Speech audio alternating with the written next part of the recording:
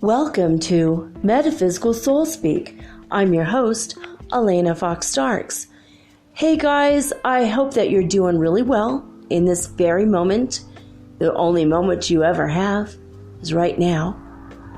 If you're not doing well in this very moment, I want you to take 3 deep breaths.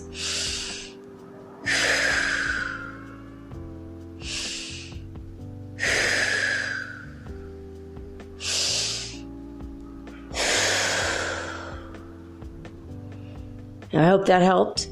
Even if you are doing fine, hopefully that'll help you do a little finer.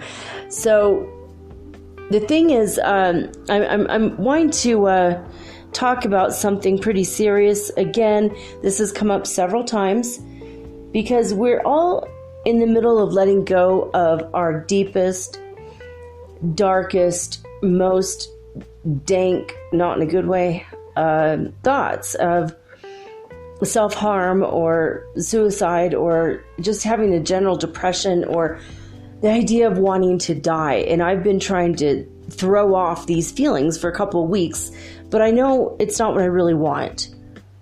You know, I'm really excited about seeing the way the world is going to play out. And as soon as I'm saying that, my left ear just completely shut down and I can't hear out of it. And the tinnitus, there we go. That means something, I don't know what, but it's a confirmation. A lot of people have been feeling this, and a lot of people have been acting upon it across the United States. Now, I can't say for the rest of the world because I'm looking at a news article right now from the United States about UCLA, and 9 students have died since August.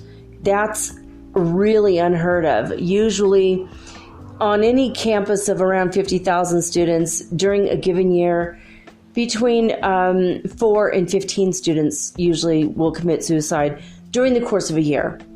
And last year, for example, 6 students killed themselves at USC. I think I said USC. USC, University of Southern California. The Trojans. So basically, they are very concerned, and they're trying to be very ginger-footed about it. And I don't mean with red hair on the toes. Hey, Yoga. What I'm trying to say is, it's been only since August, like in 6 weeks, 9 people have died. 6 of the families refuse to have the information released as to why or how the students died, which leaves the rest of the student body and other people speculating that maybe they were also suicides. And the administration, they're pretty much, their hands are tied. They can't discuss it legally because the family said no. 3 students actually did kill themselves, but the other 6, we don't know. But they are conducting an investigation now because they believe it might have been tainted narcotics. There have been incidences in the past year in which drugs that resemble marijuana are sold as if they're marijuana and they smell like it, and people smoke it and die. There have obviously been a lot of the vaping deaths have happened as well. And there's a heroin additive that when people try heroin, even for the first time, or the people who have been addicted, they die like right away. I would not put past, I don't know, the evil drug dealers to even put something in the cocaine to cut it, that's also committing homicide, basically, selling tainted narcotics. So I don't know what it is, though. They don't know what it is either. Exactly, like how do people, some of the deaths, they don't know if they died, and some of them they know exactly how they died and of what, but the family said don't release it. So people are freaking out. They are really, really afraid of sparking a wave of suicide, basically. Apparently this is going on across the nation, according to the administration, that there's a lot more suicides this year and last year, probably because of Trump. But anyway, that's just my speculation. And I don't know if they're all suicides. I think that there's this weird crime wave of bad narcotics going around. You know, people think, oh, well, they did drugs. It was a drug overdose, must have been suicide, whatever. I don't think it's necessarily that. But if you hear these reports and you've also been feeling suicidal, don't think, well, he did it, so maybe I should, or she did it, so why not? Don't do it. You're going to have to come back here a lot more lifetimes to make up for it. If you choose to be reincarnated again to have this, to try to, I hate this life, screw it, let's just, and then you do it, and then guess what? On the other side, you're going to be given a choice to come back and start over under the same circumstances, but they're going to be harsher.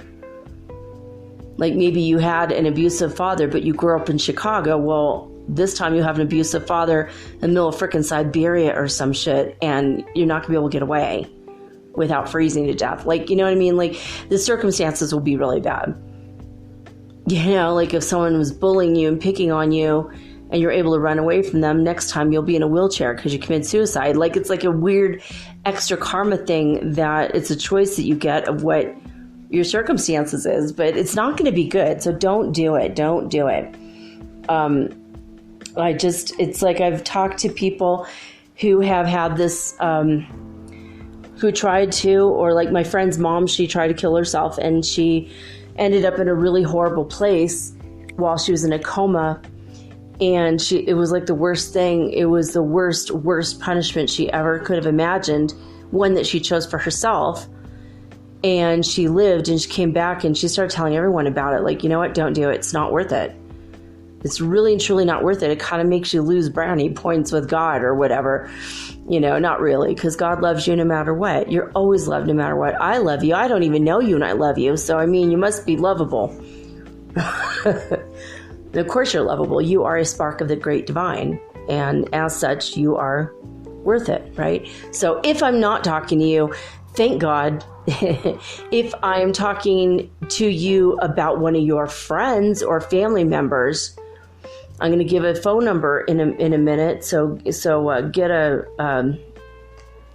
pen and a paper, or a fresh, clean arm and a pen. If you're like me, I like to write down important numbers on my arm. And until I take my next shower, hey, I know where it is. But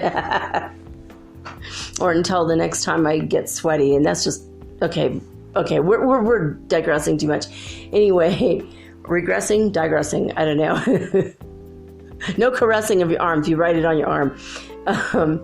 All right. So basically, if I am talking to you directly, though, I want to tell you something. First of all the crap that's going on in your life right now that's making you feel this way is false information. It's not real.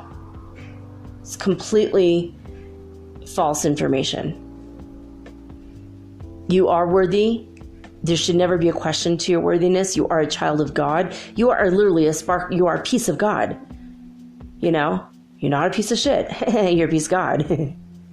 So, and besides, even pieces of shit on the sidewalk, that's also part of God. Everything is a part of God. There's nothing that is good or bad. Everything just is, right? But the that is just made from pure love. Now, maybe you've taken on a lot of junk from other people, negative energy, And you can't see the love inside yourself, not enough to even love yourself or the person in your life who might be feeling this way. So if you know someone who's going through this, or you yourself is going through this, first of all, it's usually old energy from the 3D world, okay? Because right now the energy here, the fifth dimension, is really, really good and positive. And if you're not feeling that, you're going to maybe need to see a therapist or do a lot of meditation, a lot of deep breathing, a lot of praying. But ultimately, you're going to have to reach the conclusion that you are love, you are loved, you are here for a reason and a mission. And if you don't know what that is and you don't think you're worth anything because you don't know what it is, it just means you didn't find your mission yet. Because everyone is here for a reason. You know, I think I did mention a couple months ago, there was a story in Betty Eadie's book. She was just this Christian lady who was like really, really Bible thumping type, like Baptist or something, like really deep into that old time, not really the old time religion. I mean, old time religion is actually paganism, but I mean the more newer, modern old time religion, you know, heaven and hell, and you're going to go to hell, you're going to burn forever type of crap, right? Well, she was that kind of religion. I can't remember what religion. Maybe it's Mormonism. I don't even know. Maybe it's Baptist. I don't know. Anyway, she, I guess she talked to somebody who had a near-death experience or something, and I'm not even remembering this. Oh my God, so much of my past timelines have just been completely erased from my mind. I know there was something, I'm trying to recall it. You can recall any information you need to. And sometimes it takes a few minutes. Because it's accessible, you know, you have to just go to your higher self. So let me do that for a second and see. What was a Betty Eadie story? Is someone that she talked to? Okay, yeah, all right. Okay, it was someone that she talked to. This person said that I guess it was when she was dead already, and this person had already died, and she was extremely judgmental of homeless people. She hated homeless people. She hated, they're just lazy, they're dirty, they're scumbags, they're probably on drugs or this or that. Just, I mean, this societal programming that's completely total BS. Homeless people are every bit as God. How do I say that? Homeless people are every bit a spark of the divine as, I won't say the presidents, but all the quote unquote people of the world that are like supposedly important, like Mother Teresa or imams or priests, or these are really horrible examples, but you get the picture. I'll say, kindergarten teachers are every bit as a piece of the divine as like homeless people who are junkies or whatever. You know what I mean? Like everybody has a part to play, and most of our parts that we play are just like roles, like we're actors on the planet. That means actors who are actually acting for a living are double actors because they're acting as if they're actors, and then they're also actors. So that's kind of a double role, always, you know. But anyway, I'm like really flubbing this one. I'm not gonna reboot and start this one over though, because I feel like I don't need to. I just feel like I need to keep going. Okay, so in this story, she was taken to a man who is a homeless person, and she's very judgmental of him. I guess her higher self or her spirit guardian or spirit guide or whatever took her to show a homeless person to watch her reaction. And she was like, oh, he's dirty, he's this, he's probably on drugs, like totally and completely judgmental of the guy. And then her higher self said, that's your opinion and you don't know the whole truth, so let's show you the whole truth. Showed her the truth of the fact that this man, while still in heaven, he was a spiritual master, and he knew that his best friend was going to be at his lowest point, and he saw his best friend's potential life, book. And he's like, you know what? I want to be a homeless person on the street when he is at his lowest point so I could talk him out of suicide. because everyone involved in creating these lifetimes knew that if this guy is going to be suicidal, that's going to be the moment at which, he loses everything, like his job, his wife, his family, whatever. Like all these things are going to just hit him at once. And so then she was taken to the fast forward part where this homeless guy, who all he ever did his whole life was be homeless, waiting on the street for his very best friend in heaven to come up to him, getting ready to commit suicide. And she got to witness the scene, and this is what happened. So the homeless guy is seen there, and he's just asking people walking by him for money. And his best friend from heaven came, and he was crying. He was just like, his hair was a mess, and his tie was undone, and his shirt was unbuttoned. He was just disheveled and just like crying. And he said, do you have any money? Asked him for money. And he said, you know what, man, just take it all. And he gave him his whole wallet. And he goes, hey, I need you to come and sit with me.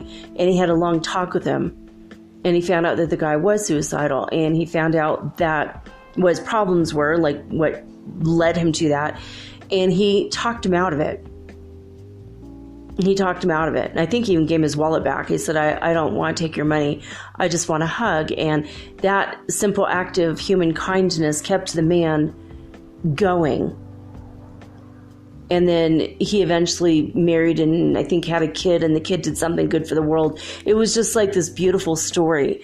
But the man was a spiritual master, and his sacrifice was to be spit upon and be yelled at and cajoled and called a junkie and whatever, being treated like crap his whole life for that one moment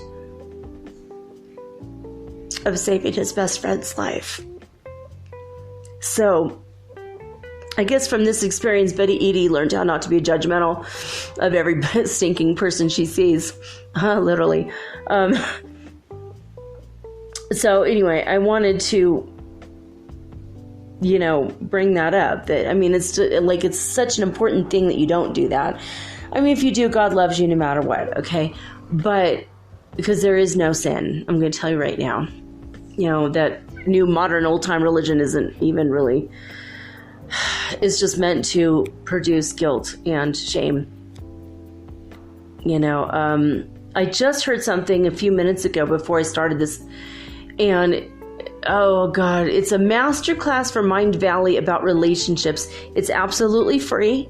They give out free masterclasses every month on Mind Valley Academy, so mindvalley.com. And this woman, I just heard her say this. Okay, so let me get this right. I hope I get this right. Okay, she said that there's guilt and shame, and when you feel guilty, it's because you're not living up to the standards of other people that are something outside of you. They're exterior to you. And they don't frickin' matter, really. But when you feel shame, it's because you're not living up to your own standards.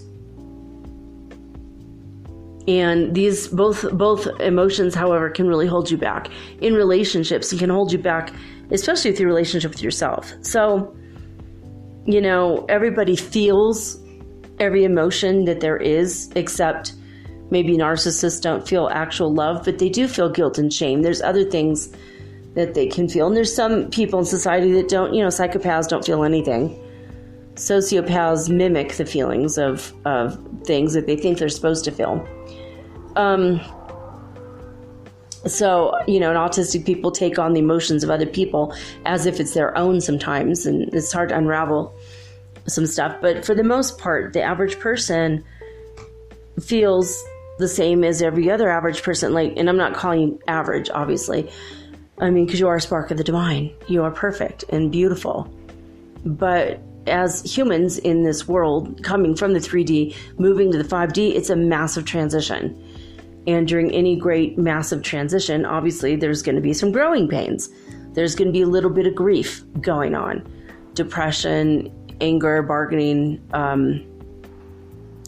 denial, anger, bargaining, depression, and finally, acceptance, right? Acceptance is going to be the easiest key that you've got to get through this crap. going into the 5D, which we're already there. We're already anchored in, but we still have remnants that we have to let go of. Have you ever moved into a new apartment or a new house?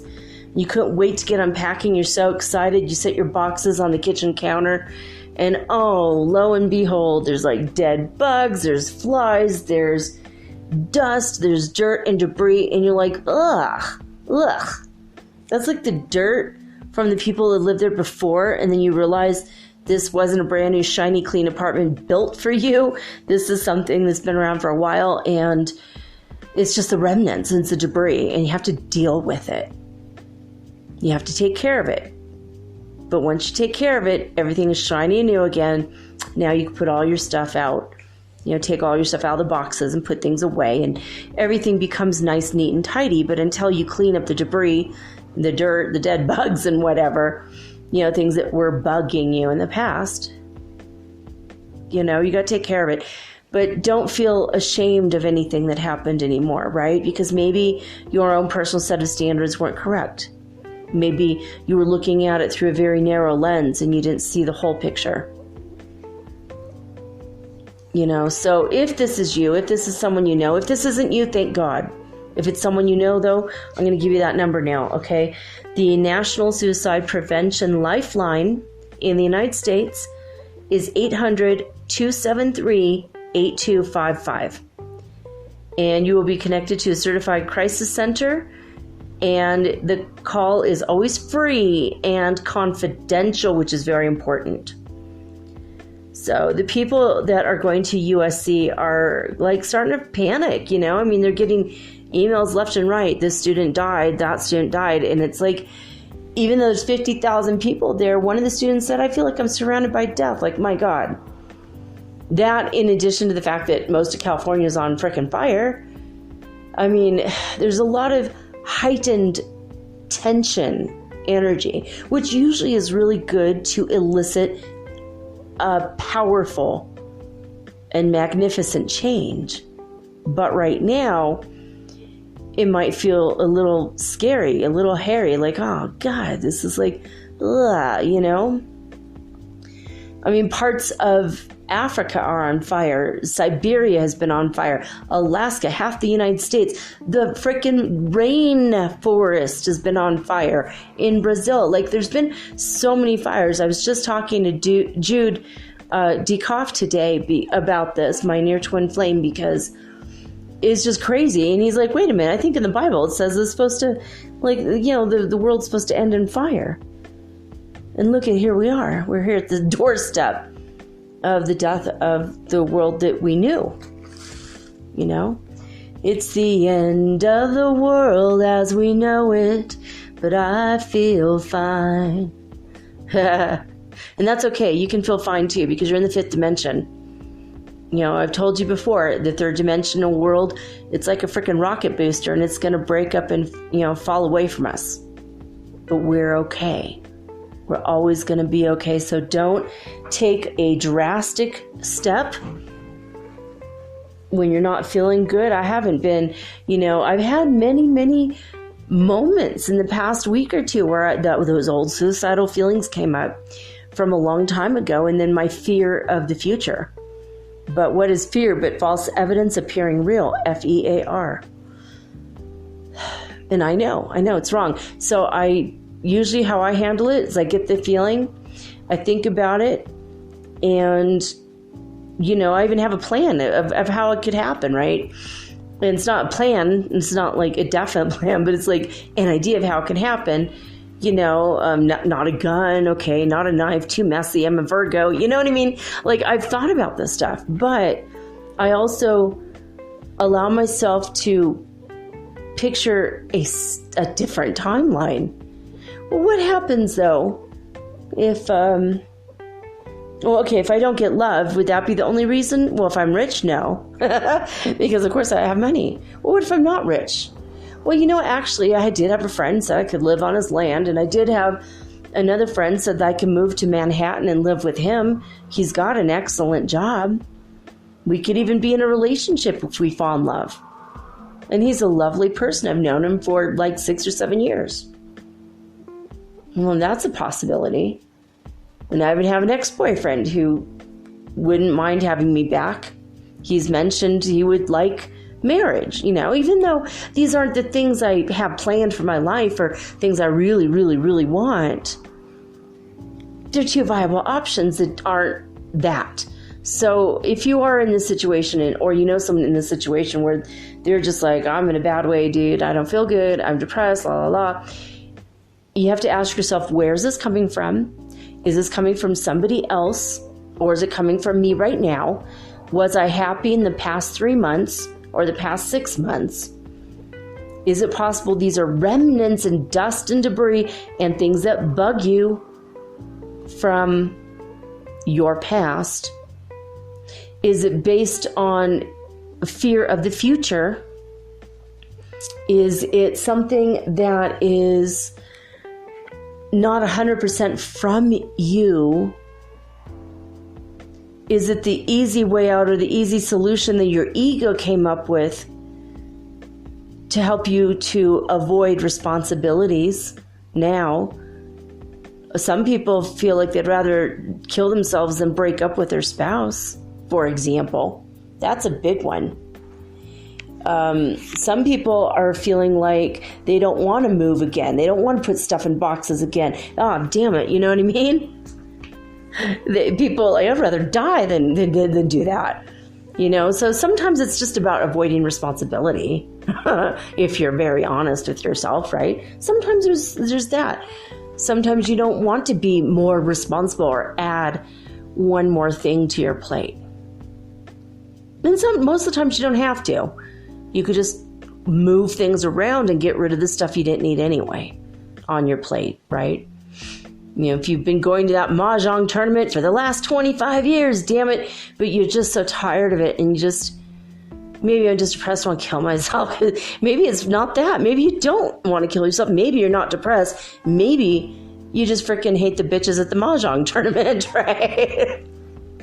I don't know what you people do or what who you are, what you do. I don't know. I've never heard any one of you tell me that you go to a mahjong tournament, but it's just kind of a funny example. I could come up as a Heyoka shaman to show you maybe just maybe you're not really depressed, or maybe you're sad. Maybe the sadness has lingered, but maybe it's not 100% what you think it is, right? So always step back and go, is it these things that I think? And you know what? Call the number I gave you. Or there's an app called 7 Cups of Tea. It's absolutely free to download, and you could talk to a group of your peers, and you're all anonymous. And you could tell everyone you're angry about this, so just vent it out. Or you're sad about that, just vent it out. I have a lot of things that have made me feel this way lately. One is a lot of my friends have died in the past year. Like my close people that were absolutely my close confidants, people that I could tell anything to and they would never judge me and they would always love me. People that at 3 a.m. I could call and they would be there. And one of them would have complained but would be there for me anyway, and the other one never would complain, right? And in the past 10 years, I've had like 20 people die in my life. And it's freaking depressing as hell. And when people ask me, oh, do you have a novio? Do you have a boyfriend in Ecuador? Are you married to an Ecuadorian? And I'm like, no. I've been alone for 3 years. My last relationship was with a narcissist in Peru who was incapable of love or even remembering any super important thing I ever told him in 6 months. So he was either a narcissist or autistic, but I think if he'd been autistic, he still would have remembered some of the stuff I told him. And it just hurt me like big time. It was like really heart-wrenching. But I don't want to kill myself over that because, he's just an idiot, and I'm I'm just kidding. He's not really an idiot. He's a narcissist, so he's broken too. So I don't really blame him for his brokenness. I saw the way his mother treated him every single day of our relationship, and I just pray for him. I hope he finds what he's looking for. I hope he's able to someday find happiness. I saw him struggling day to day without even feeling happy about anything. He would act like he was happy and he would smile and laugh, but I could tell he really wasn't. but I also don't need to have a relationship with someone like that. So, he broke up with me, and it was for the best. Thank God. Bye. He tried to triangulate me with I have a new girlfriend. Look, here's a picture of us. Oh, here's another picture of us. I'm really, really happy. Did you find anyone yet? I'm all, no, because I'm going to take time to be with myself, and I'm happy for you. Maybe you'll marry her and have babies. Oh, no. Oh, my God. No, I don't want that. Like, well, maybe you will. Maybe she'll be the one. Maybe I led you to the one. Maybe I'm your good luck Chuck fuck. I don't, Have you ever saw a movie, Good Luck Chuck? I'm just like, I don't know. Maybe I'm the one that leads people to the one that they marry. It sucks if that's true, but I mean, hey. But I've had a lot of reasons, but then at the same time, I have a lot more reasons to live. So when I step back and go, well, a lot of these feelings are remnants from the past. When your own mother gives you away, and then your stepmother beats you, and your second stepmother kidnaps you to a foreign country, and no one freaking bothers to call the police. I've had a really crappy life. Some of the shit that's happened to me and that's gone down in my life has been really, really bad. But I'm okay right now. I'm okay in this moment. And that's what I realized. That's my biggest, greatest life realization. I'm okay right now. I'm wearing clothes. I'm not cold. I'm not living in the streets right now. I'm not in the snow. Things could be a hell of a lot worse. The riots are gone. We don't have riots anymore. That was over mid-October. Thank you, God. So you have to just count your blessings. If you've had a meal today, that's better than 75% of the world. If you had 3 meals today, 75% of the world did not. Be grateful for that. If you have a blanket to cover yourself, be grateful for that. You know what I mean? So step back and go, okay, look, instead of counting all the crap that's going down, that's gone wrong, pat yourself on the back for having gone through it. Pat yourself on the back for choosing such a freaking hard life, and yet you are killing it at this moment because you're still alive. You're still standing. Sometimes I just have to sing to myself, that song, I'm still standing after all this time, picking up the pieces of my life without you on my mind. Right? And sometimes you just got to do that. You know what I mean? Just screw the past. 100 people in your life can die, but you know what? You're still here. So you know what? See ya, suckers. You're dead and I'm not. I'm alive and I'm still going to make something in my life. And someday I will die of natural causes.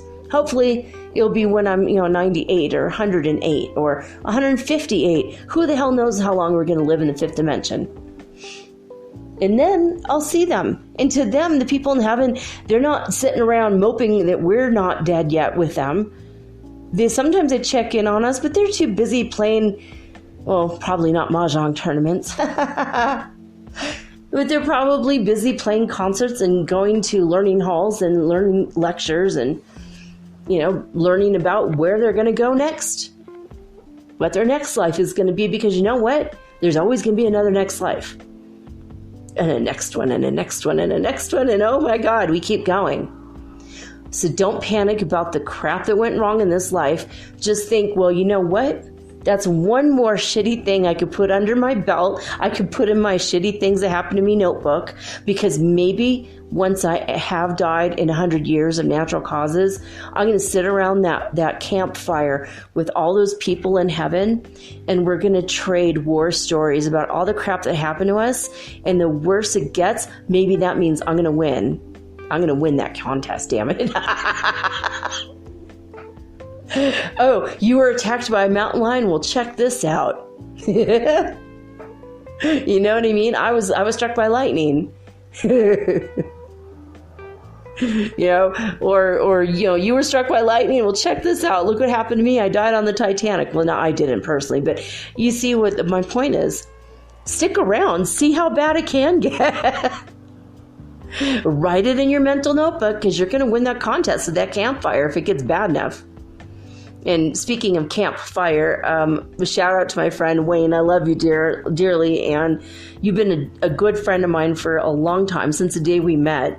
We've never had a fight. We've never had a falling out. And I'm sorry that you had to live through the campfire, and I know you're still going through those things. My friends Tony and Jeremy, same thing.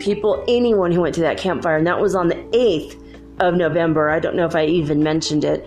That was the 1-year anniversary. I can't believe so much time has passed since my hometown burned to the ground. See, that's another thing for my notebook, though. I don't want to be depressed about it. It's like, well, shit happens. That was the crappiest thing that could possibly have happened. But we are number one, baby, because guess what? It was the worst fire in the history of the United States. We're number one. We're number one. See? There you go. What if out of all the people you knew in your family, you're the biggest failure? You're the number one at failure. You're number one. You're number one. And if you're not, maybe you're number 3 or 4. Well, then good. Then you got 3 or 4 other people go, well, you're going to win the contest in heaven, but at least I'm killing it compared to you.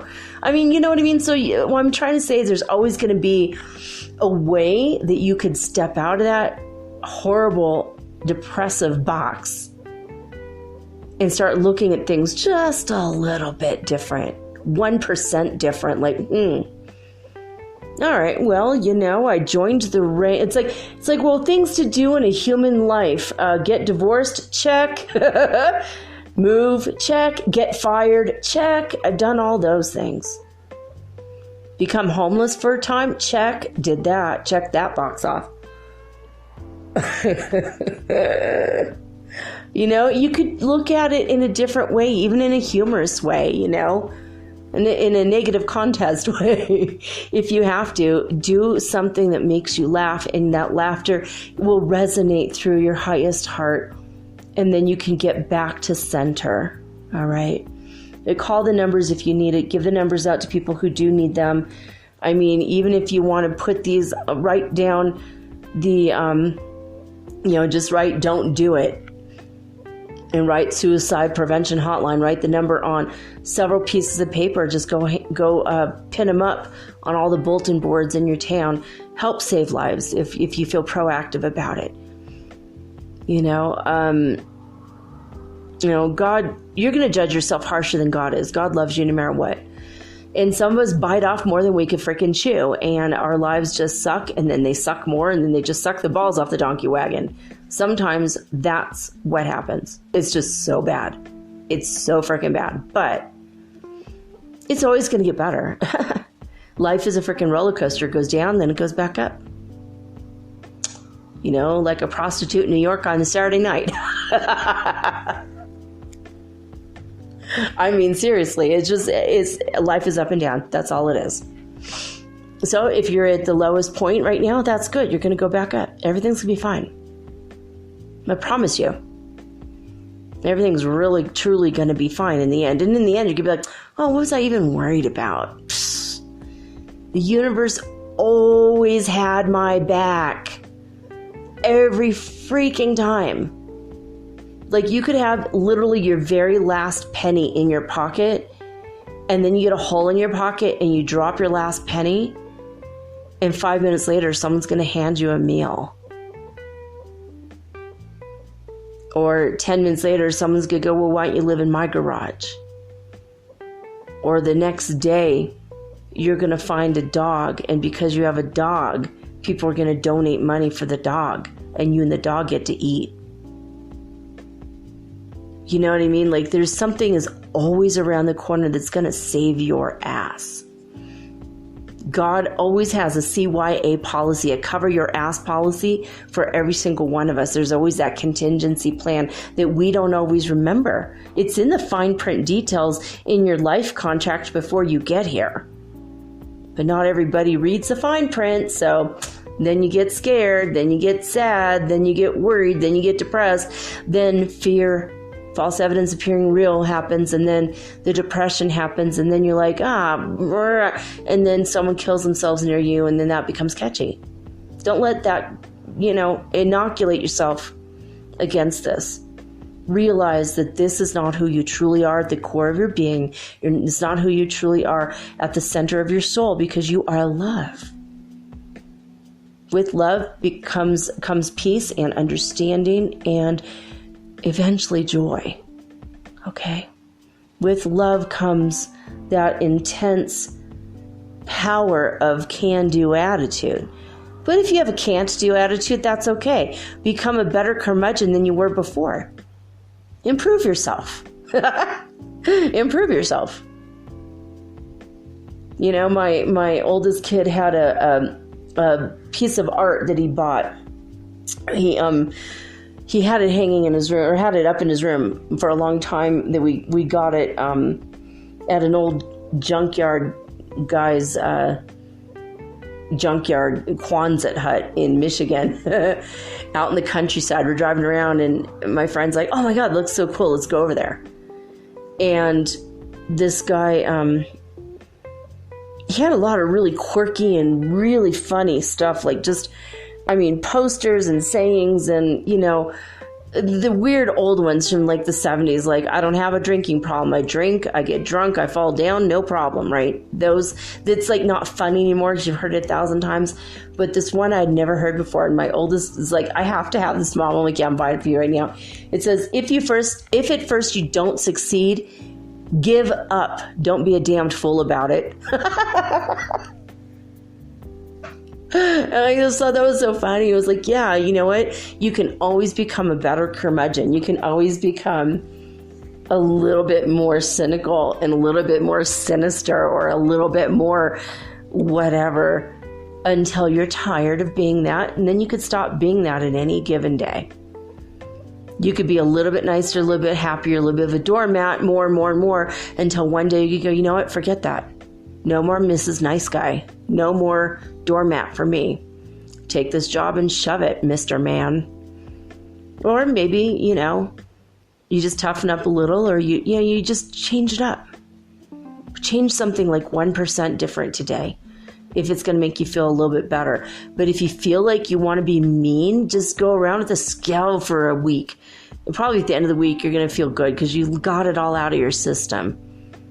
Don't just dismiss your feelings. If you are feeling depressed and have suicidal ideations, please call that number or make an appointment with somebody. Or, 7 Cups of Tea, the app. There are apps for, usually for $30 to $60, you can talk to a real professional person over the internet too, or over apps. You don't have to go see them in person. I don't even think it has to be in your country or even in your state. I feel like you can, as long as you're getting help, right? The best thing that you could do, though, ask yourself to be hooked up to the crystalline healing grid that I helped build. I was one of thousands of light workers. We were all told at the same time to build this, and we didn't know who else was building it, but we did it. And I see it. It's there. When I close my eyes, it's kind of a hot pink. Like, just a lovely pink, and it's glowing like an ultraviolet. So when you see it, it's there. If you don't see it, that's cool too, but it's going to be there, and it's going to be there for you. It's healing on every level. If you ask to be hooked up to that grid, but you need extra, you could ask your holy guardian angels to be with you. You can ask my guardian angels to be with you. Just say, Elena's guardian angels, I need you. Boom, they'll be right there for you. They'll send more angels. Just ask for help. I told you guys before, I've had such really low moments that Robin Williams came and laid with me in bed and put his arm around me. The spirit of Robin Williams, and I felt him. And he told me jokes all night until I laughed myself to sleep. I mean, that's like, depression and a psychic. That's what, when you're a psychic medium and you're super depressed, that's the kind of crap that happens, right? The funny ghosts come to help you. Hunter S. Thompson sat on the edge of my bed many times saying, don't feel like this. It's going to be all right. He even told me, I see your twin flame. You're going to be so happy. You have like the brightest future. Things look so bleak right now, but it's always darkest before the dawn, man. He says, don't do it. It's not worth it. I did it. It's too much pain. Don't cause more. Don't cause more pain. It's not worth it. And he says, he even showed me he's going to be at my wedding. I saw his spirit standing behind us while we get married, laughing his ass off, of course. Calling us fools for getting married, but at the same time being absolutely weepy at the fact that our love was so real and true.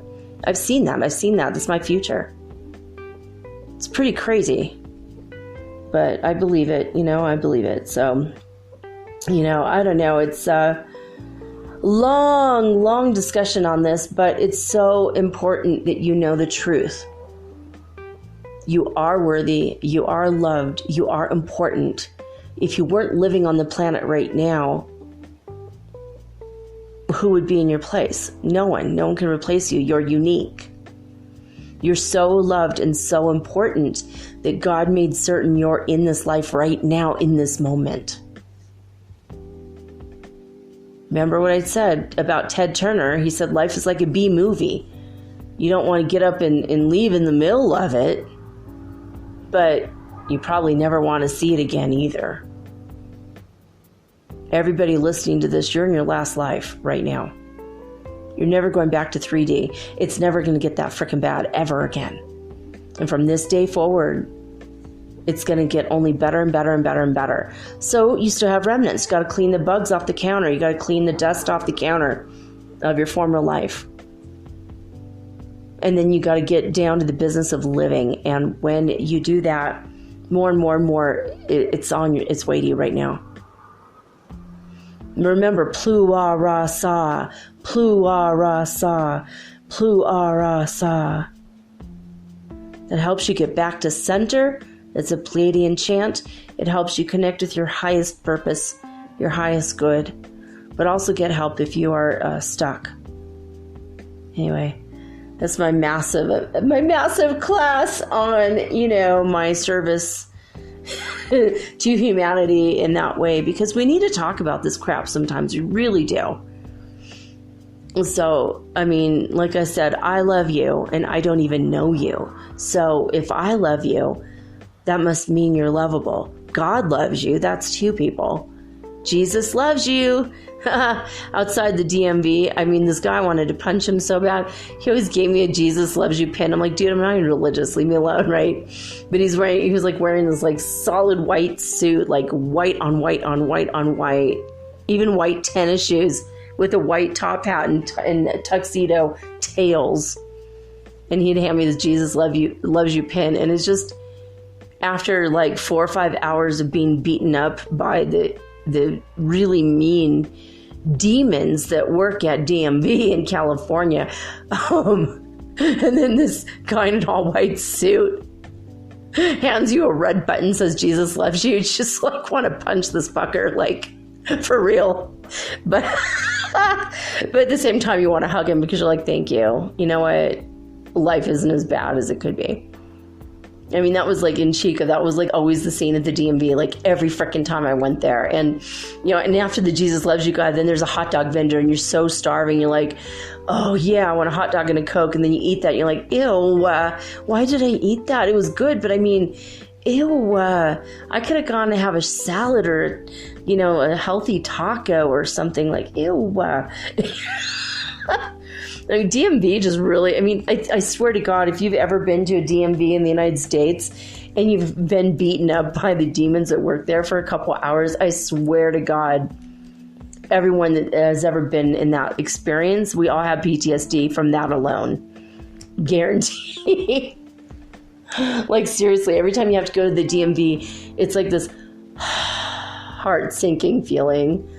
And if you ever saw the TV show Reaper about the guy whose parents sold his soul to the devil, and he had to work for the devil for the rest of his life, reaping souls souls that were escaped from heaven or from hell, and he had to go gather them up and put them back in hell. And the portal to hell was in Phoenix, Arizona, is what one of the demons said. It was oh my God, it was so funny. Yeah. And he has to bring the escaped souls that he captured again to the DMV to give it to the demon that works there. I'm like, oh my God, how come I never saw that before? It's probably true. Anyway, I'm going to tell you really quick, the heartmouth.org, their website is down. Can't even get any Schumann Resonance information.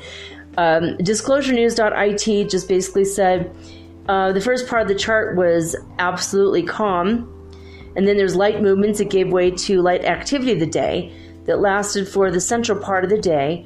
And during the phase where 3 peaks exceeded 20 Hertz frequency and others that touched 20, but 24 Hertz frequency was it. That was all that's reported. And HeartMouth, just there's no information whatsoever.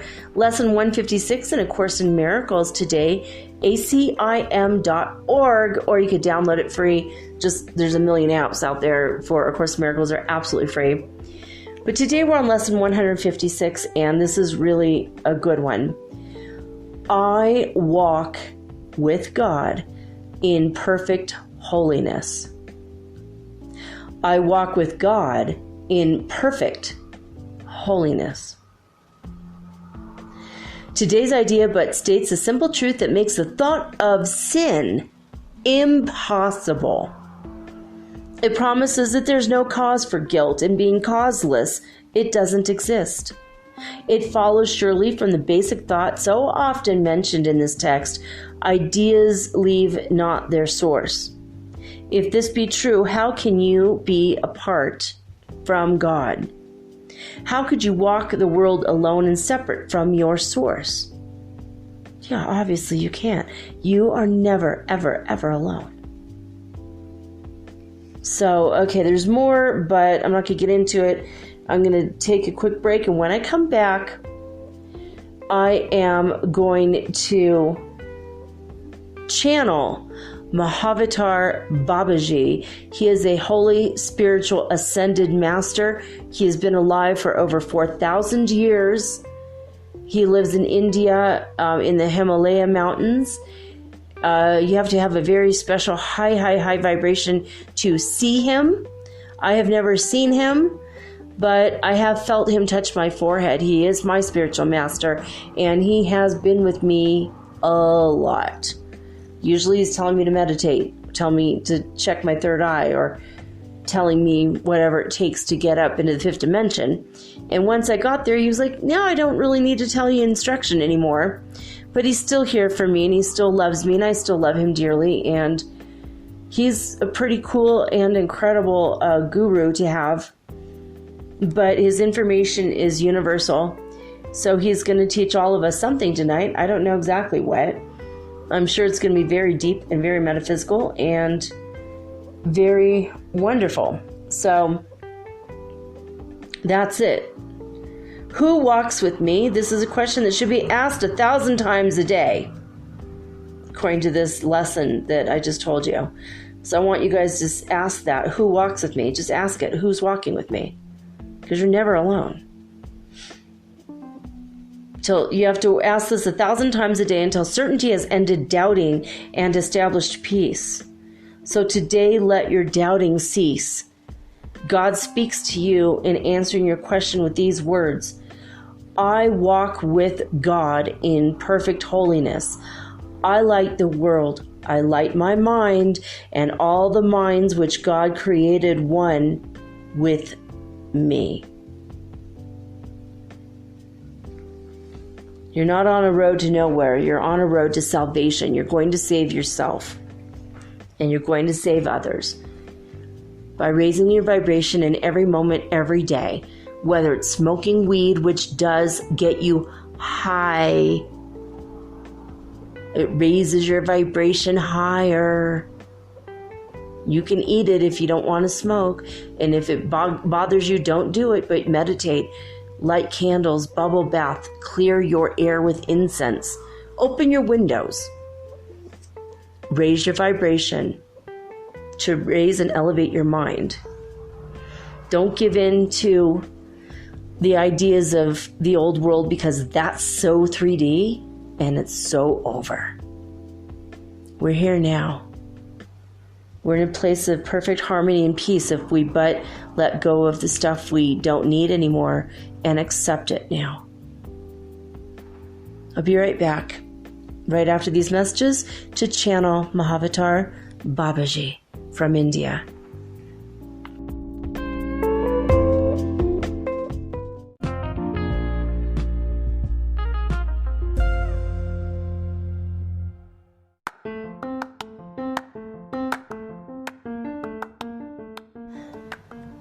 If you haven't heard about Anchor, it's high time you did. It is the absolute easiest way to make a podcast. First of all, it's absolutely free. Second of all, they have creation tools that allow you to record and edit your podcast right from your phone or your computer. You guys have known that I've been doing this for 8 months using the Anchor.fm app right on my cell phone, and I have done it everywhere, right? I have recorded this in my living room, my bedroom, little cafes in Quito, Ecuador, all over Cuenca. It's so absolutely easy to make your podcast, and editing is just a snap. Anchor also will distribute your podcast for you, and it took me about 2.5 months to become syndicated, and now I'm available on Spotify, Apple Podcast, and many more, and so can you. You can make money from your podcast also, and there's no minimum requirement. You get paid from your very first listener. It is everything that you need to make a podcast all in one place. So please, if you are interested in making a podcast of your very own, do not hesitate to start with Anchor. Download the free Anchor app or go to anchor.fm to get started today.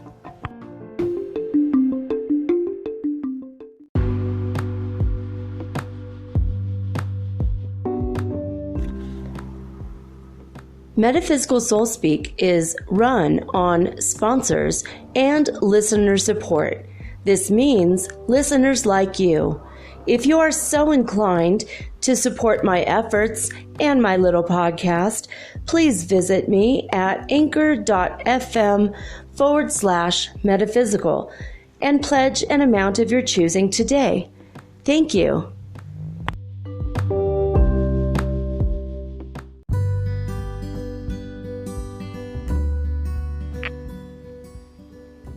All right, guys, so I'm here connected to Mahavatar Babaji. I don't see him with my eyes. I do sense him with my energy, though, and he's powerful and strong. But before I get to that, I came up with an image that explains perfectly what's going on right now in our world. And I wanted to say it in just this way so that you understand how my crazy Heyoka shaman mind works with my crazy wisdom. But how many of you have seen the space shuttle take off into outer space? Have you ever seen a rocket or the space shuttle being launched? It's this massive boosters filled with fuel that gives enough impetus to get the flock off the planet, right? And the first boosters fall away, and then the second boosters burn up and fall away.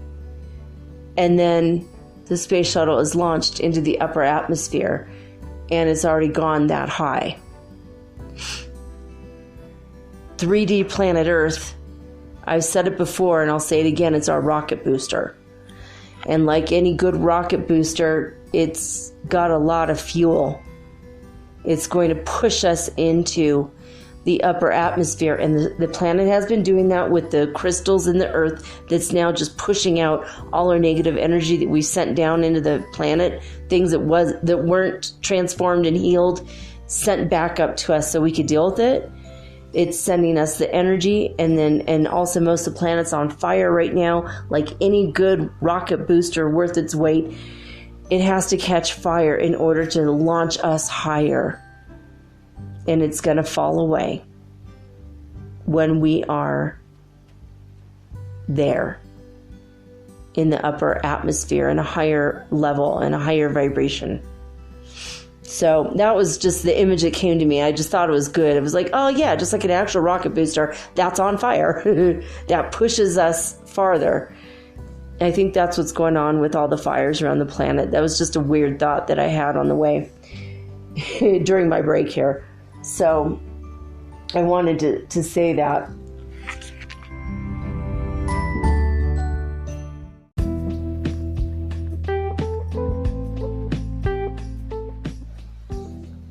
All right, guys, I cannot believe this is 6 o'clock in the morning and I'm finally getting to do this part of the show. I did the other part 6 hours ago.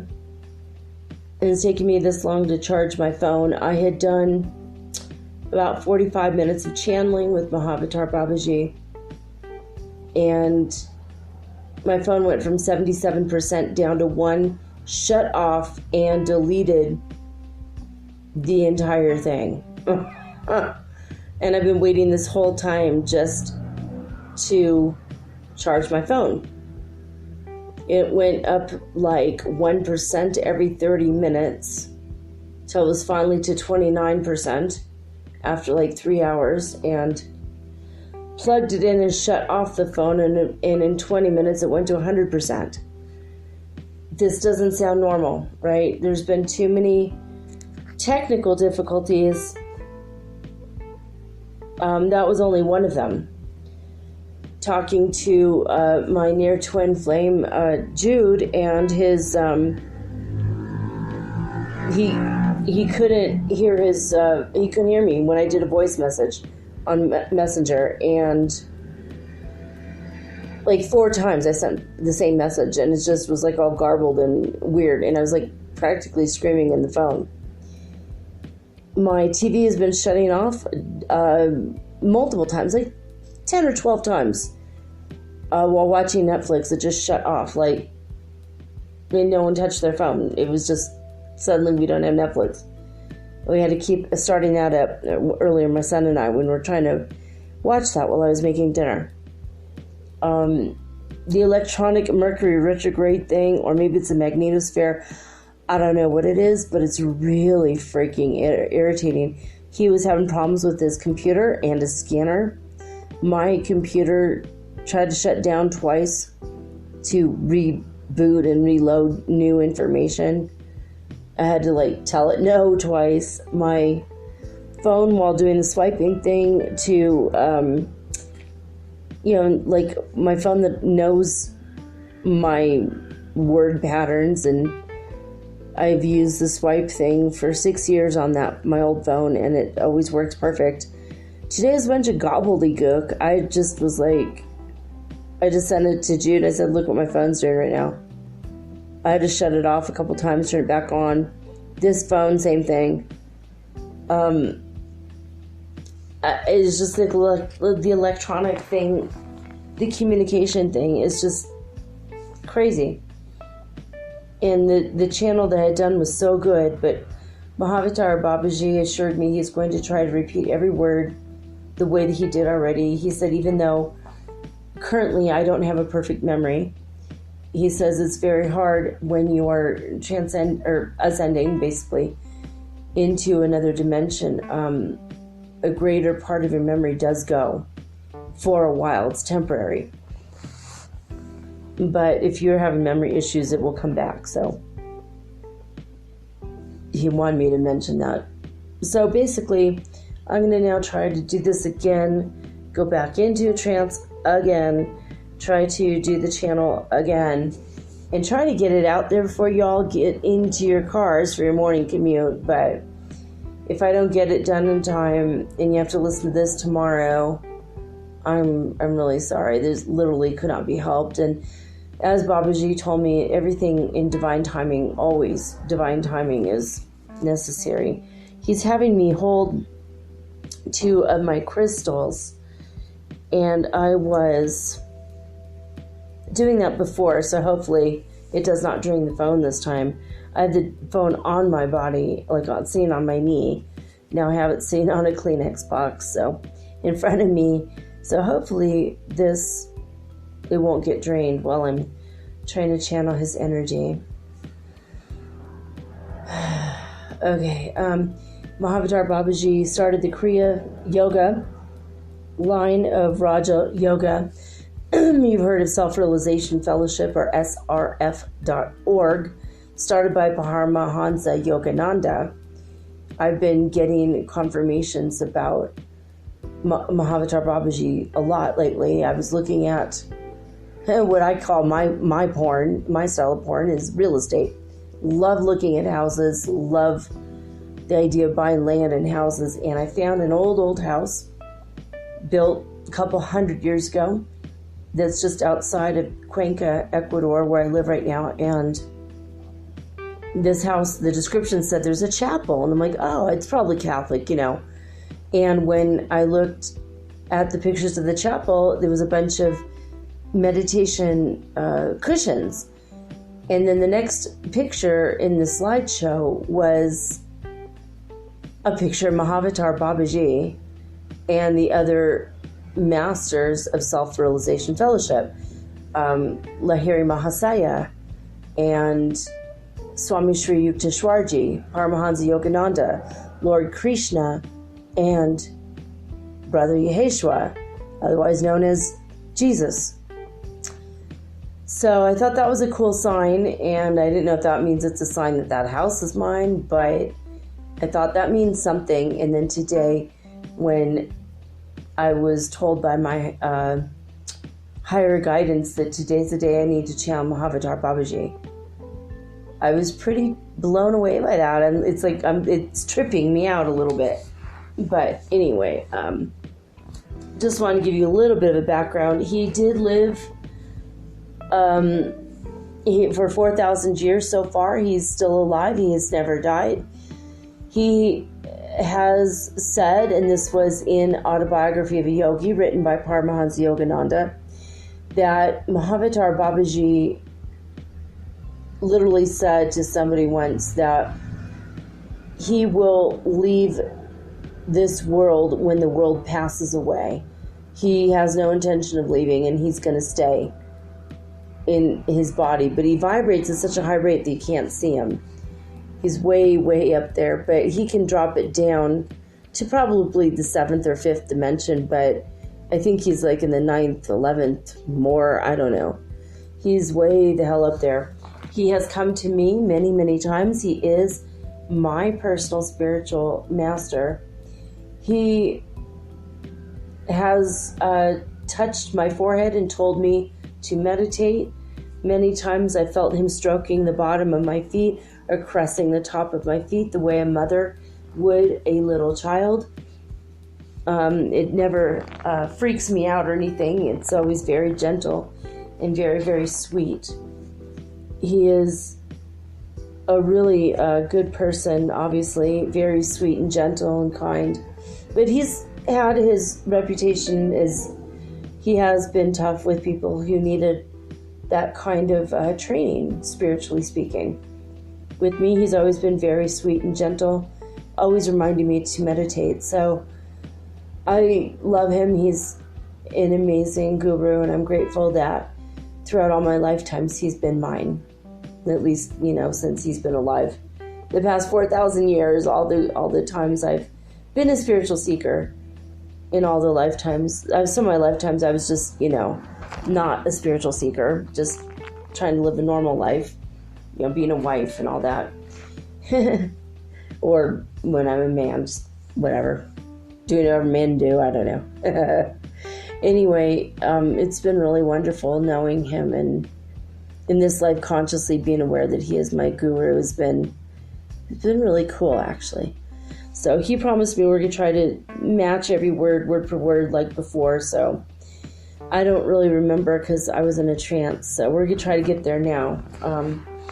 So here we go.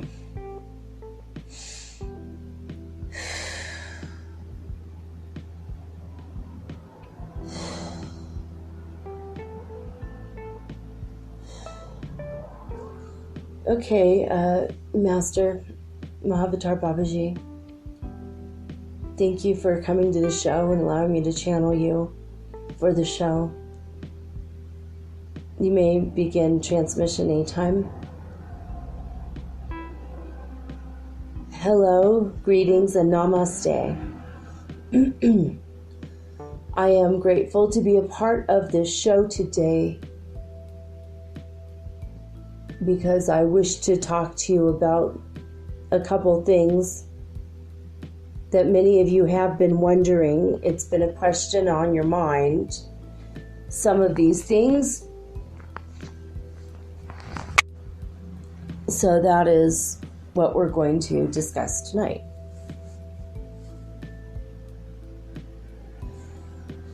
Many of you have been wondering about the spiritual fluid or the formless substance that's been mentioned throughout several books in many of the episodes of the show. And I am here to tell you that this formless substance, this liquid, is more of like a liquid crystal light. It is less of a actual fluid. It's not like water. It's not like lava where it's molten rock. It's not hot. It's not really cold. It's more of an electrical flow. The electricity is created through this, and yet it's not only electricity. Earlier in your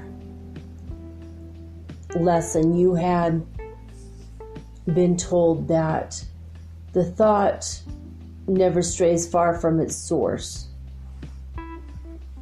God is the creator of all mankind, all things, all beings, from every blade of grass to every person, obviously. And this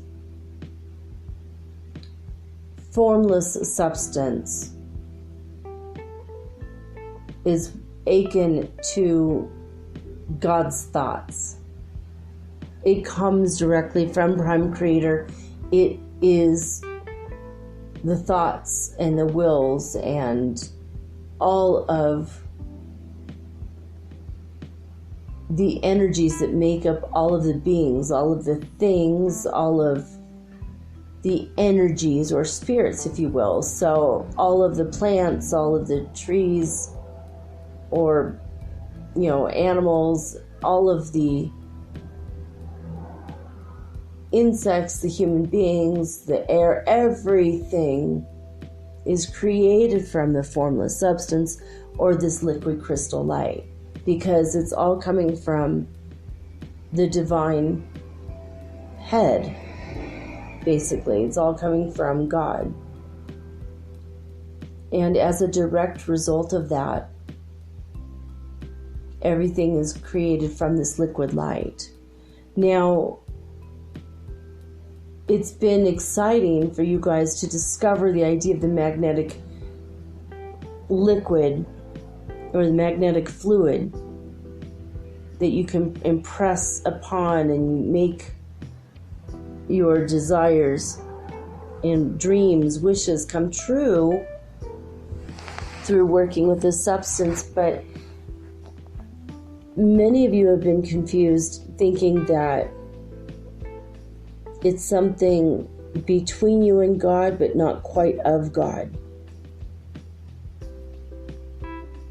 Many of you thought it was something outside of God entirely. I'm here to tell you it's God's direct thoughts. It's almost like his cerebral fluid. Not in the same way where you keep your cerebral fluid, which is neat and tidy inside of your head. God's is all over. But God does not have a body the way that you have a body. So I don't want you to think of this as God's brain that exploded or something. I want you to imagine that this is the thought flow that comes out of the mind of God. Have you ever heard of going with the flow or being in the flow? That means you are going in the correct direction for your best, highest good while swimming in this liquid crystalline light in the formless substance. You are dots of the divine, but you are also pieces or sparks of the highest vibratory light, and another word for this is love.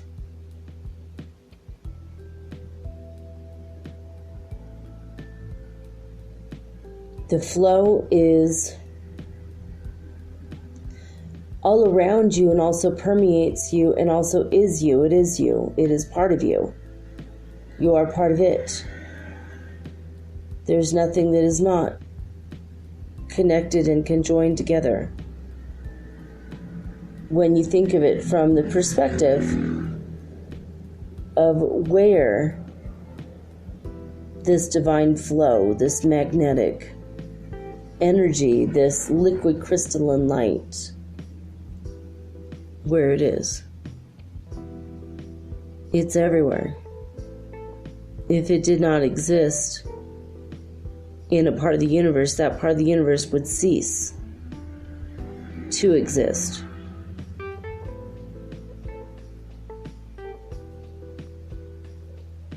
So I hope that as far as this part of it is concerned,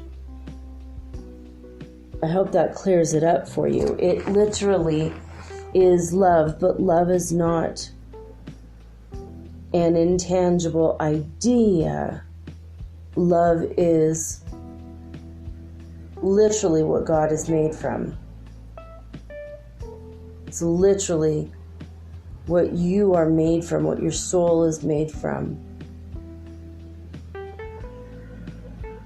Everything is liquid light. Now, when you go outside and you feel the breeze on your face, it's God caressing your cheek. And because it is invisible, the forces that create it are invisible, you seem to feel that this is just normal and natural. On your world is just a breeze is just a breeze. But what you're not understanding is this is literally a physical way of feeling it. The liquid light just passed by you. Everything, all space you occupy, is surrounded by this liquid light. You would cease to be if the liquid light were to leave. So, when you feel a breeze upon your face, that is the liquid light leaving. Now, it's not liquid really. It's not 100% light really. But if we say liquid crystalline light, it makes a lot more sense.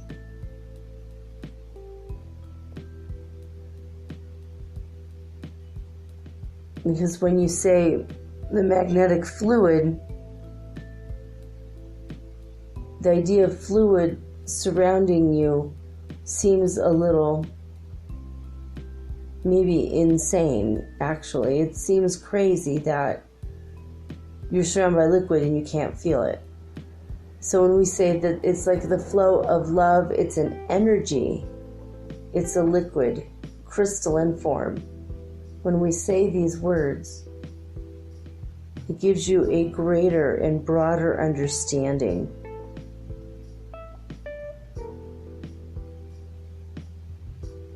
You're going to understand it more and more in the coming days, weeks, and months.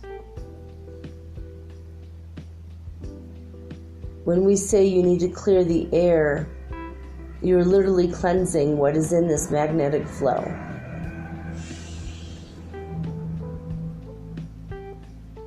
When you say that the air is so thick with tension you could cut it with a knife, it's because the thoughts that were impressed upon this magnetic light were so heavy and dark and dense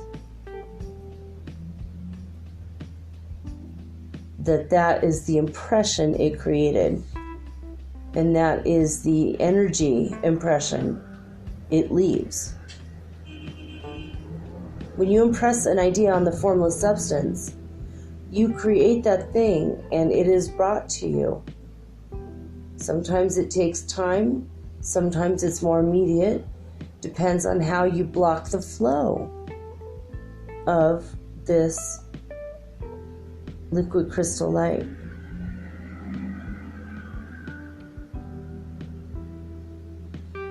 Now, going back to the idea of the breeze, when you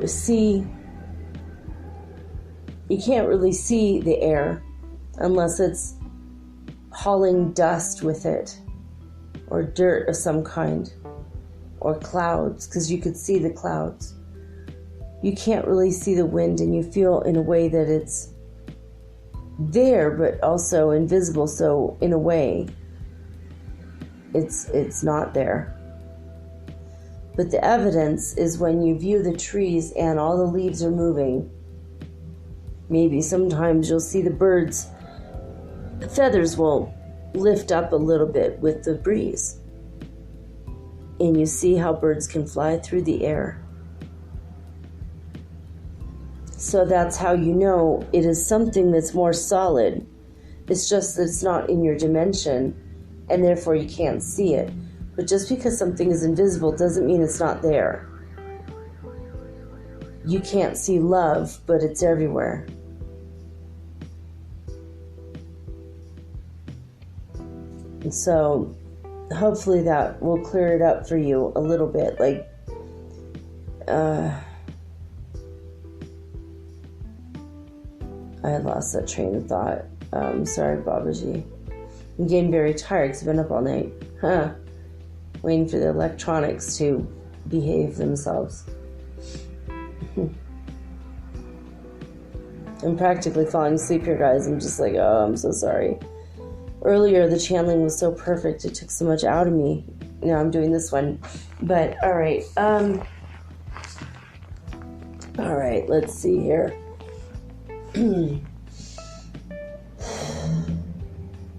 Okay, prana and chi energy. We want to address a little bit of this now. Again, there was a little bit of confusion related to this. Your life force comes from several sources, all of which are God. You have energy coming in through your astral body, your spirit body. And it creates a self-generating form of prana or chi, which is your life force energy.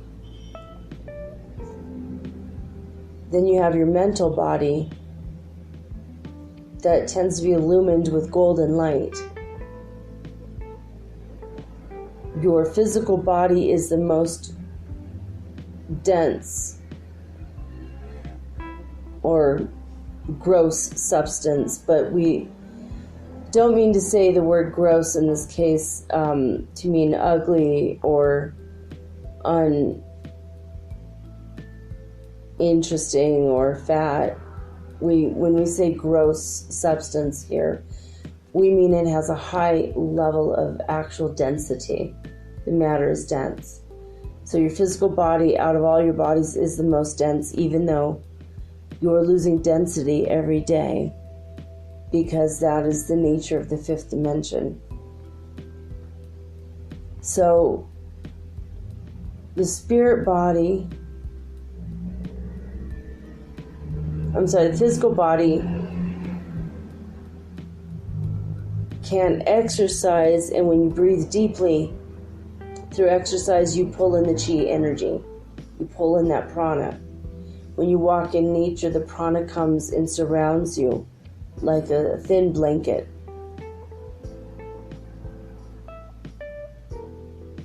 You can also pull in prana by breathing in forcibly and imagine the energy going into your body.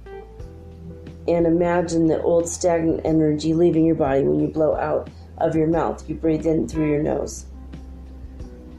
So while you're walking in nature, while you're near a body of water, while there's water and moisture in the air during a rainstorm or a lot of clouds, an overcast day is perfect for this. Imagine the chi or prana energy coming into your body and traveling along your spine, energetically speaking. Just pull it in, just breathe it in. Imagine it surrounding your body in a thin layer of electric blue or pale turquoise energy. This will give you a greater vitality. This will lend a lot more strong thinking capacity and ability to your brain, your physical brain. This will do wonders for you. Just go outside nature and breathe deeply. You don't have to do heavy exercises, just enough to give you energy. If you do this 3 times a week, you're going to be physically much more stronger. Your health will improve. Your mental clarity will come online in a way that you never thought it could. It's one thing to be out in nature and walk around in nature. It's another thing to consciously make every footstep part of a living meditation by pulling in the chi and prana energy from all of the atmosphere, the air around you. It will help your own physical vibration to go up, as well as your energy will be fresh and new and vibrant and alive. You will command more of a presence. This will even command respect. People won't know why they give it to you, but they will because of your high vibratory energy.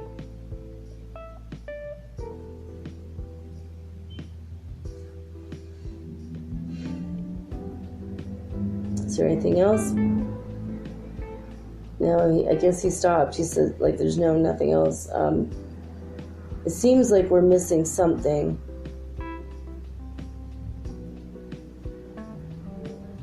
Let's see, mental body, spiritual body, emotional body.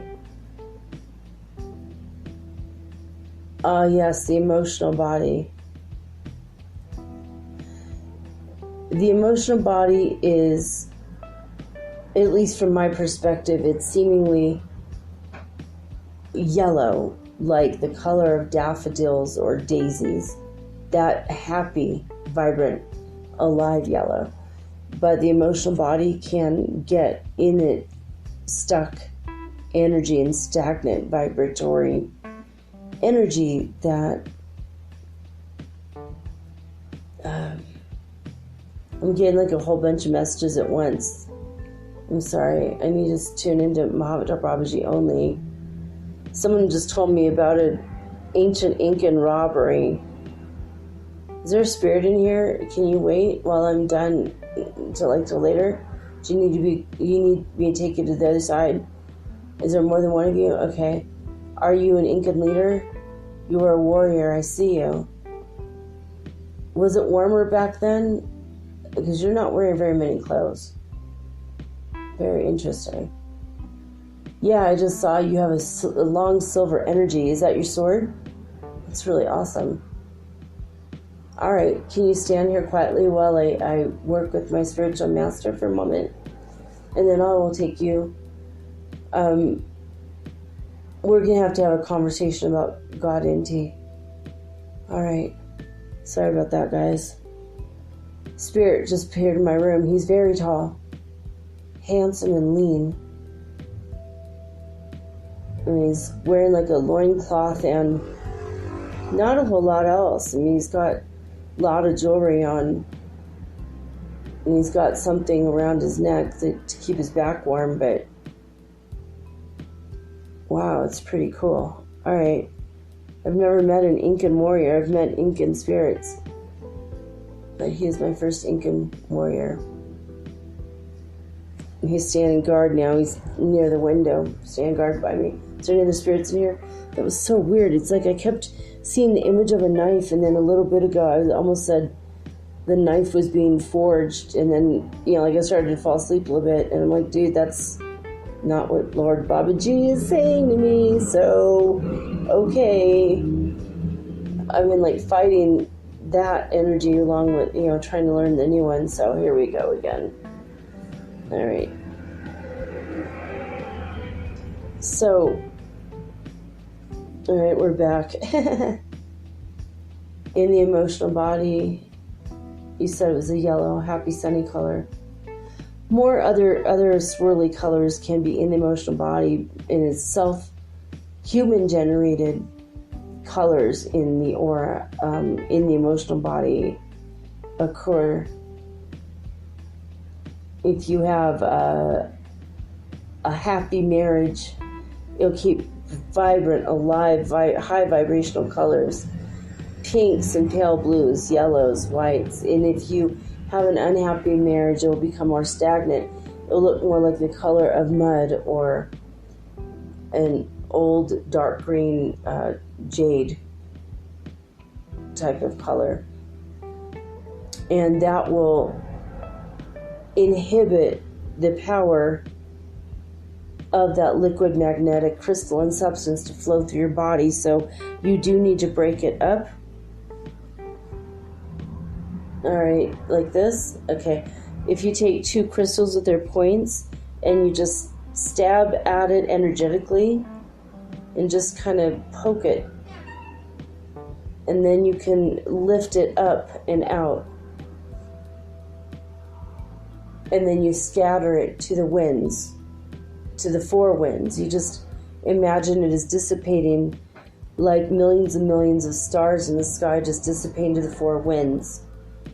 And it will go back into the magnetic substance, and it will be transformed back into the energy and power of absolute and pure love.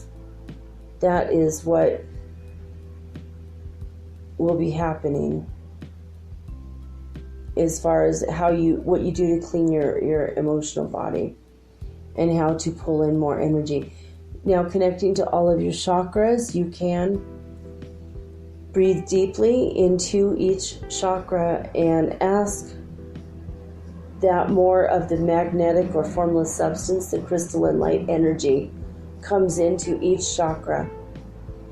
Ask it to balance everything. You want every chakra spinning the exact same vibratory pattern and rate. That is how you avoid all illnesses. That is how you reverse aging. That is how you obtain knowledge that you did not have to study for to understand. And what else?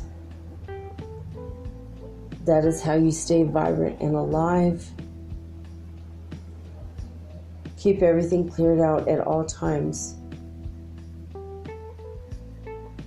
You can use energy of crystals to help heal you. If you do not want to do it just by your bare hands, you feel like you're holding on to something, feels a little more solid.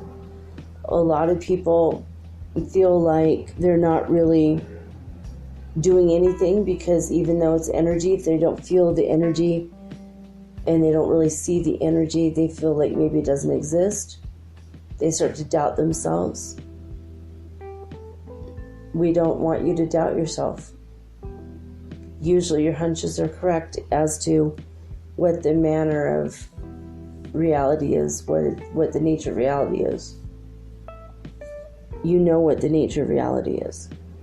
At the core of your being, at your highest possible self level, you do. As this part of you is just now waking up, you're going to learn a lot more as you go on deeper into the fifth dimension.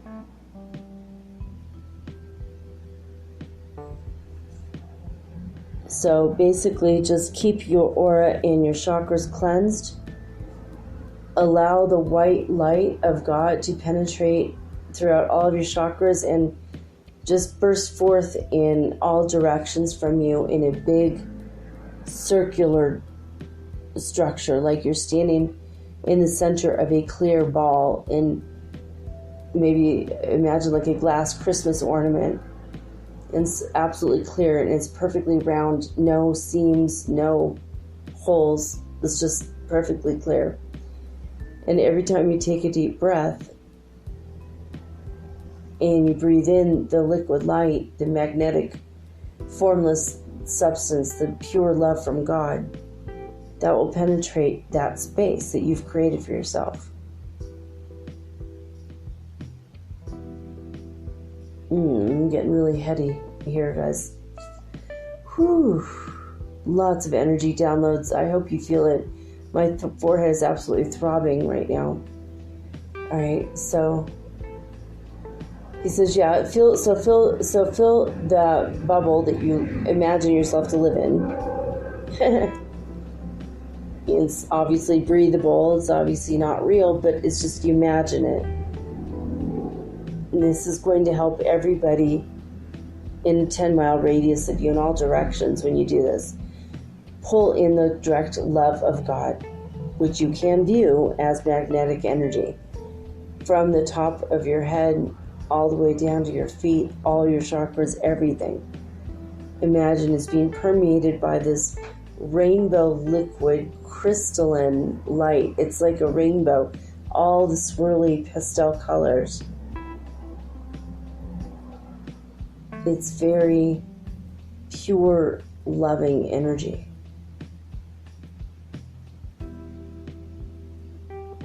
So if you imagine that your bubble is filled with this, it's going to give you a great deal of protection. And again, 10-mile radius in every direction from you, it's going to lift the vibrations of everyone around you. Whatever it is you want, just ask the formless substance for it and see what happens. You don't always get a yes on every question. Sometimes you get a no when you ask God to bring you something using the formless substance, only if it's in your best interest, your highest good, and the highest good of those people that are surrounding you at any given moment within the next or most proximate 10 miles in every direction. Energetically, those people, even if you never meet them, are linked to you by geographical region. The formless substance takes on the traits and personalities of people in different cities and different places. And if it's all cleared out, we can help more people. So keep your energy field clear. And if anyone asks, you tell them about the energy field and tell them to bring in liquid light and prana energy from the trees, the clouds, the sun. And this will help. All of it is going to help your DNA. It'll help your kundalini, helps your eyesight, helps your hair color.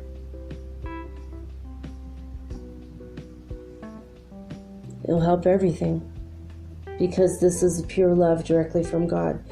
Being in the fifth dimension, this is going to fill more and more and more of your life. You're going to be hearing more about it. You're going to feel more intuitively connected to it. You're going to feel higher in vibration, higher with your connection to the one will. The more of this liquid light you consciously take in to all of your bodies, emotional, physical, mental, and spiritual, the more you can start to hear the voice of God faster, easier. You can ask the formless substance to impress upon your crystals or your pendulum or even your tarot cards you can ask them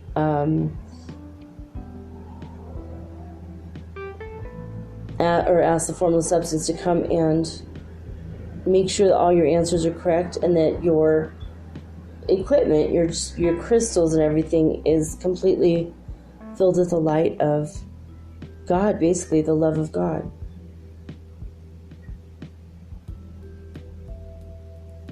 I don't know. I just lost another. I just started to fall asleep right there. So crazy, man. I'm sitting up. I could sleep anywhere, I tell you. I could probably sleep on a crowded subway in New York. If given the chance.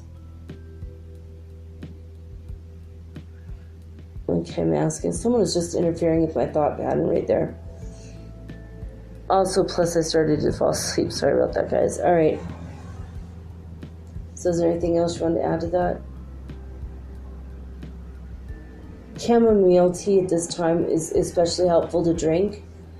It can be a physical representation of that gold and white energy, that gentle love energy that is surrounding you and is in every individual cell in your body right now.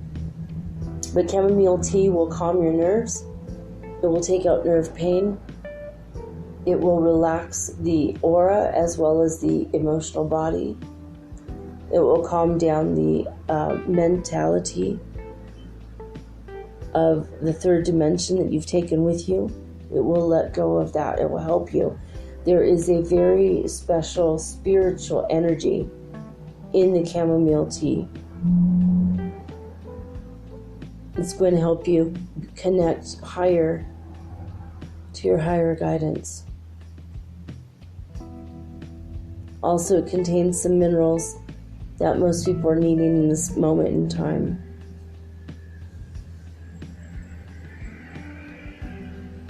Okay. Is there anything else?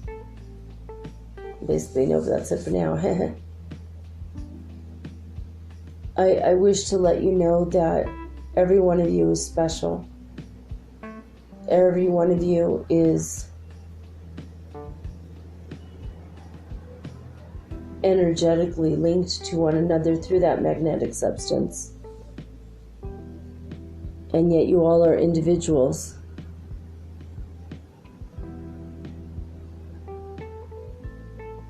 And we have to accept everybody, so maybe not everyone is going to be receptive to the idea of this liquid light expanding their auras and their everything. But you can do it silently in the presence of people that are non-believers or asleep. Just expand your energy field. And if they're in your energy field, they're going to feel it as well. On some level. And they will wake up eventually. Like the drip, drip, dripping of a faucet eventually drives a man crazy. But if the plug in the sink is plugging the sink, it will fill a sink. And then you'll have a sink full of water. Same thing with spirituality, with people near you that are sleeping. You give them a little bit of your energy, or you expand your energy field near them, and it's going to be like a droplet of water every single time. Every single time. And after months or years of seeing somebody often, they're going to start to change because they can't help it, because of the energy that you hold in your body. Because how powerful you have become by pulling in the chi and the prana, as well as this direct light from God.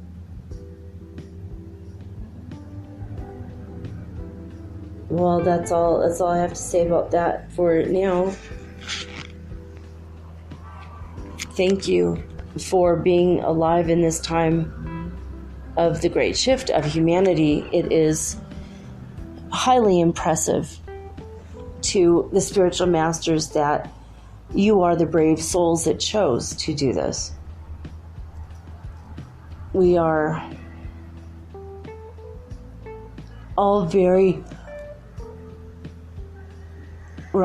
impressed with you. Even if you feel like you're not doing a lot, being alive at this time on Earth If that's all you're doing with your days is just breathing and doing nothing else. It's the fact that you're here is what is changing the world. You're open-minded enough to listen to this show and others that are like-minded from other soul tribe or soul family members. And as you do this,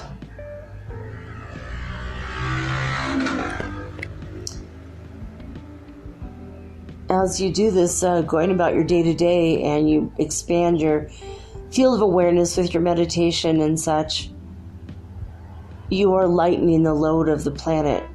You are helping in every possible way. Don't ever believe you're not doing enough. A lot of you that are not consciously doing work in the daytime because you're spiritually aware and you go to bed, a lot of you are doing work at night.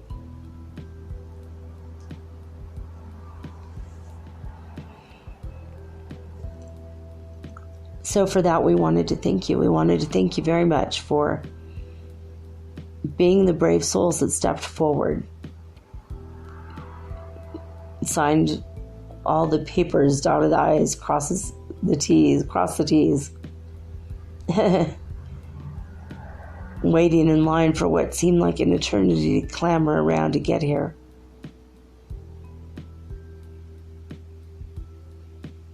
You did it. You're there. You're here.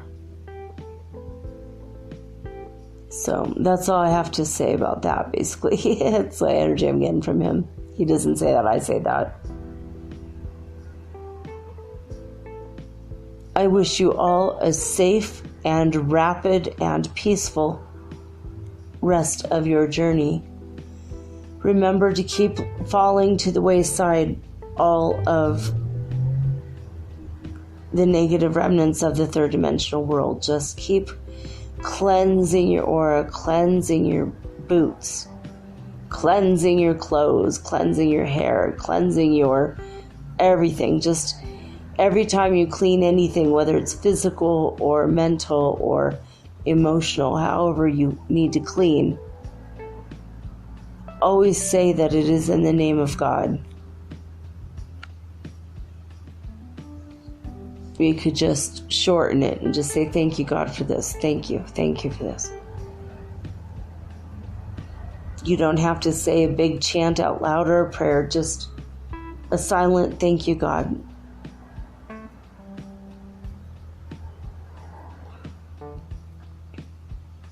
Well, that's pretty much all he has to say about that. He's saying, with the God in me, I bow to the God in you, and I bless you, and I bless you, and I bless you. He says, thank you for listening to my humble speech today.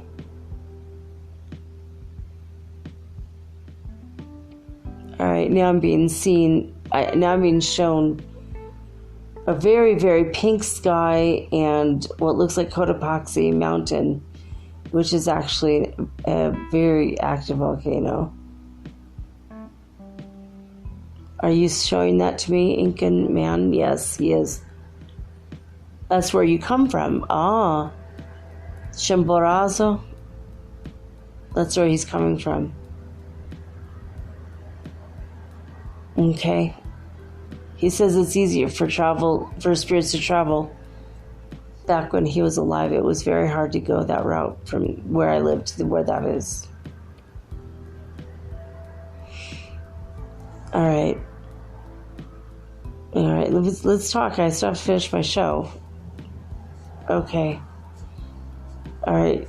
He's like, I'll wait my turn. I didn't know that guy wasn't done. Or that you weren't done with him. It's such a wild trip when spirits come to me when I'm in a trance, but I'm more receptive. But I'm going to help this guy get back to his heaven, which is everyone's heaven, but I have to talk to him about his version of it. A lot of the Incan people believed that the sun god Inti was going to come and take them, and they die a noble death that way. And it's possible that their version of the sun god isn't a real god at all. And so he's not going to come meet every single Incan person that ever lived on the day of their death. I don't know. I mean, I got to look into it a little bit more and see who that really is and what happened with that. But I had to rescue 13 children in Peru that had been dead for hundreds of years. And they were stuck because Inti never came. So we'll see how I handle this. I'll tell you guys tomorrow. After I handle this one. All right. I hope that this was a coherent channeling. If it wasn't, I can redo it. But I think for the most part, you get the gist that every single thing, the spaces in between your cells, the cells themselves, all the stuff inside the cells, it's all made up of the formless substance. You know, you can't see it, but when it blows against your face, you can feel it when it moves. That's called going with the flow. Or having a smooth flow or a good flow. It's literally the flow of love energy from God towards us, towards everything. I don't know. I hope you find that inspirational. I know I do. It cleared up a lot of things for me. I'm going to go back and listen to this when I'm a lot less tired.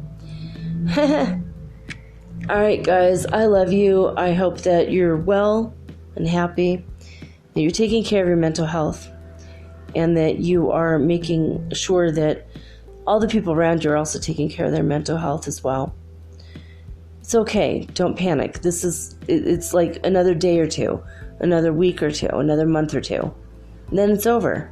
But the faster you can get rid of your stuff, the faster you fill yourself with the liquid light energy, the faster you're going to get rid of the negativity of your past.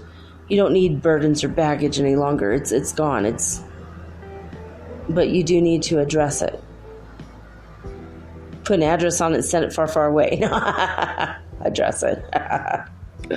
But you know what I mean. So anyway, I wish you all very much good luck and positivity. But anyway, I gotta go. So I'm signing off with peace and joy and the high vibes of the holy fifth dimension. Until next time, guys. Peace.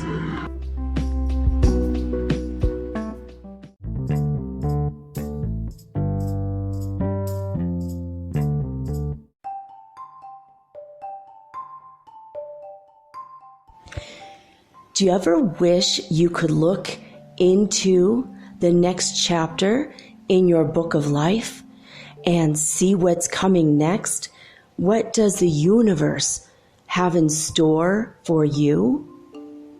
I can help you with that.